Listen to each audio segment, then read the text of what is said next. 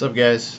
I'm going to give you a brief description of the taking care or taking action section of this before giving care PowerPoint. Just going to go over the obvious ones first. You check call care first, so you would check for who, what, where, when, how, can, then call. Don't doubt yourself. If you begin to doubt yourself, just go ahead and call. It's always a good idea to call ahead of time anyways, because you never know how long they're going to take. Then you begin care for the person. Obviously you want to look to see if the scene is safe. You don't want to become a victim yourself. If you get caught up in whatever happened to them, then there's two victims there and no one to help either of you. Look to see what happened. Look to see if the victim may have fallen or off the overturned ladder. If you see a slippery substance on the ground, skid marks leading the victim's feet, could they have slipped? Could they have fallen? Look to see how many people are involved.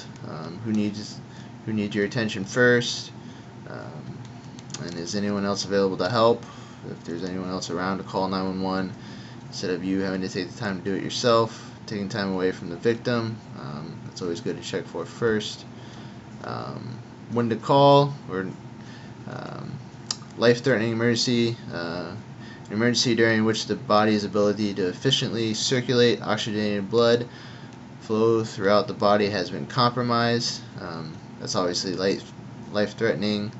You should definitely call right away.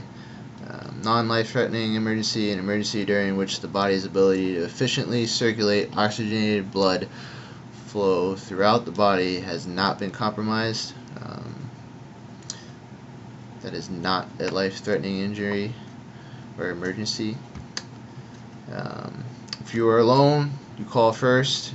For any adult or child about 12 years or older who is unconscious, a child or an infant who you witness suddenly collapse, an unconscious child or infant known to have heart problems. Those are primary cardiac emergencies. That's if you are alone, you definitely call first for those emergencies. If you are alone, care first for an unconscious child younger than about 12 years of age who you did not see collapse, or any drowning victim.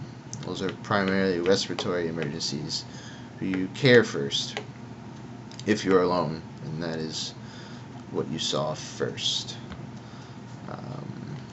Then some general guidelines for taking care. Do no further harm to the victim. Monitor the person's breathing and consciousness. Help the person rest in the most comfortable position. Keep the person from getting chilled or overheated. Find a blanket if they're soaking wet or cold. If they're overheated, find a way to cool them down that won't cause any more problems to the situation. Be reassuring to the person and give any specific care as needed. Depends on the situation. I think common sense and would take over there for anybody. Key points: do not transport the victim unless it is absolutely necessary. Never transport a person when the trip could cause further harm or injury, or if they're experiencing a life-threatening condition, or if you are unsure of the victim's condition. Do not transport a person if you are faced with immediate danger.